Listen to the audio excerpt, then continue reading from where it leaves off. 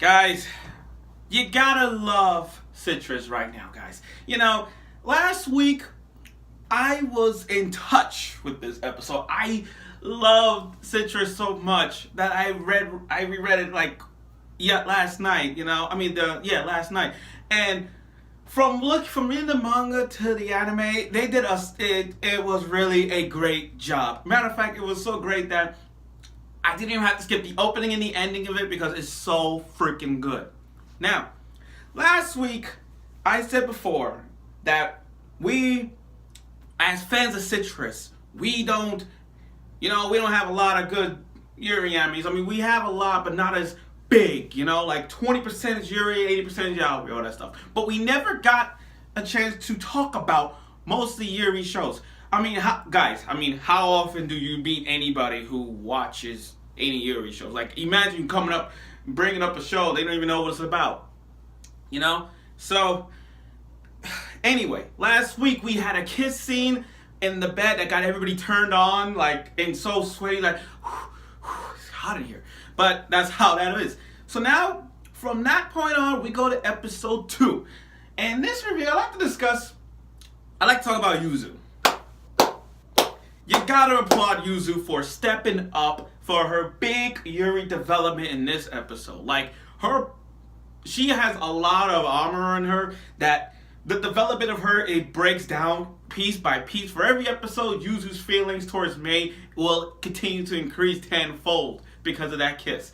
Now, this episode was about Mei, Yuzu, and her mom, going out. The beginning, it was regularly. They're going shopping, which case for us was more like a date. Now, those cliches when you walk through, you're not looking, you crash. Yeah, so Yuzu walked into a pond by mistake, not looking. She fell and grabbed Mei in the process, and they both got wet. Yeah, wet. Quote unquote wet. Not like scissors thing, but you get the idea. They fell into a pond. And then the bathroom scene. Oh my god! Yes! The bathroom scene! Everybody's favorite part of the manga is the scene where Yuzu's in the tub and Mei washing her body off, and Yuzu got this fantasy I want to touch her body. Mei was about to get in the bathtub with her. Now, the size of it is so small that even 2 people could fit in there. But when Yuzu got her trying to leave, Yuzu, mind you, they're naked. So when Yuzu grabbed Mei, she literally grabbed onto her on the wall, literally on the wall, and start licking. It would have gone full frontal if she would have continued downwards, but the licking part was so good. Open the window, it's hot. Damn. It was so turned on by that. Now, I like to make a point that the grandpa in this show is a complete asshole, and he's got this hold towards Mei, it's just bullshit. I hate guys, who try to manipulate their siblings, their grandkids, right? But like that, it's just bullshit. So, anyway, Yuzu, as trying to fit in with all the girls, not dressing up as a gal. She dressed up as a gal, goes to school and see her grandpa. She's like, "Hi, Gramps." The grandpa naturally don't give a fuck about Yuzu. Don't even care at all. One mistake from her, and then he goes on yelling at Mei because she's a student council president. She just makes sure everybody is in. But because Yuzu's not dressed up the part, he's yelling at Yuzu. He's yelling at Mei. So I'm like, what the fuck is your problem? That guy needs to get a life. He needs to leave. Everybody's alone. He needs to leave them alone. Period. That's all I'm just saying. So, Yuzu, being at the dependent big sister that she is, she jumps in and says, "Stop! You have no idea what she's going through. So leave her alone. If you want to be mad at her, be mad at me." And that's like a clap. And when I saw that, mind you, I was like, fight for your woman, man. Fight for your woman. Be honest, how many of y'all was clapping yeah, that's right. Whoo, whoo, whoo.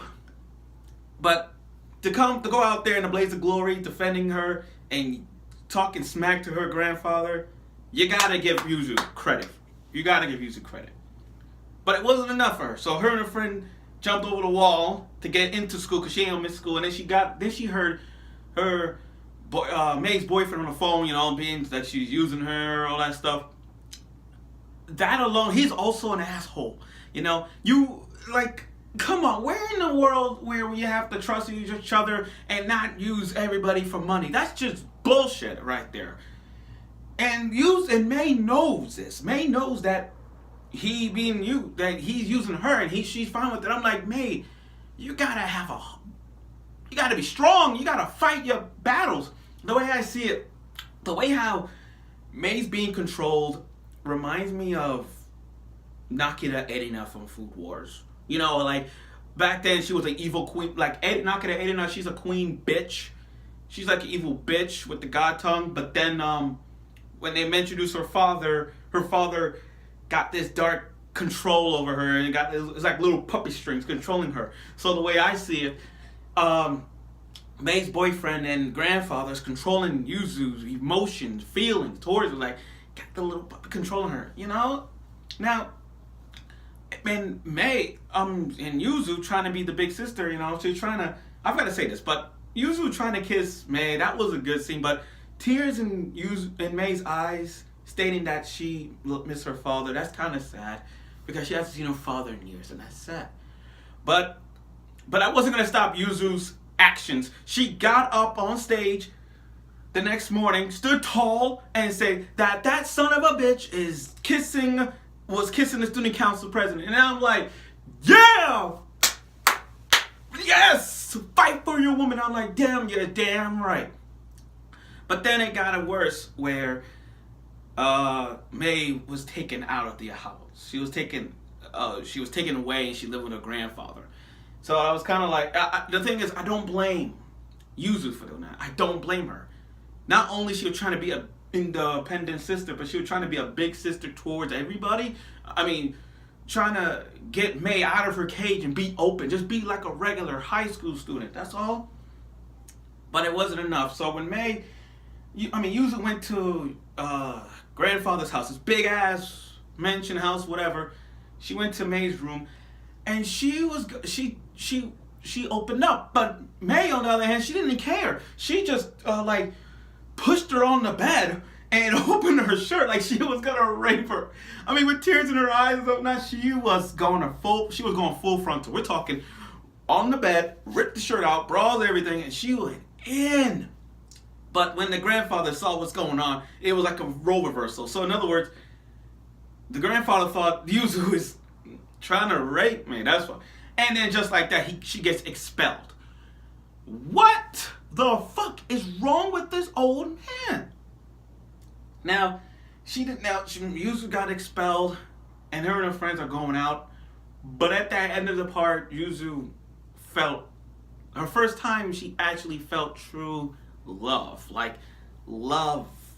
It's like she finally opens, with tears. She's like, so this is love. Because she never had it. She never had love before. I mean, she always bragging about oh, I go out with this guy, all that stuff, but she never experienced love at first sight. From a kiss, from the licking and all that stuff, she finally has love in her, That's all. Now, truth be told, once again, like I said, I don't blame Yuzu's actions throughout this entire episode. Because I kind of understand Yuzu's, how you could say, big plot in this. And I totally get it. She stood tall, she stood brave. This is why I'm with Team Yuzu, everybody. This is why I'm with her. Because, okay, I understand May's backstory is sad. I understand Yuzu's backstory is not that sad. But she's trying, and that's all that matters. That's all that matters. So for all of us who's Team Yuzu, let's just say this. What Yuzu did, she fought her battles. She fought those two son of a bitches and managed to understand love when she met May, that kind of thing. So I'm proud of her in this episode. I really am. So that's it. So, like I said, this episode was really great. We had a ton of love in this episode. We had Yuzu stepping stood toe-to-toe against May's boyfriend and the grandfather. And we saw two awesome yuri scenes, the bathroom and May's bedroom, which, by the way, both of them were hot. So that's it. So tune in next week for episode 3 of Citrus.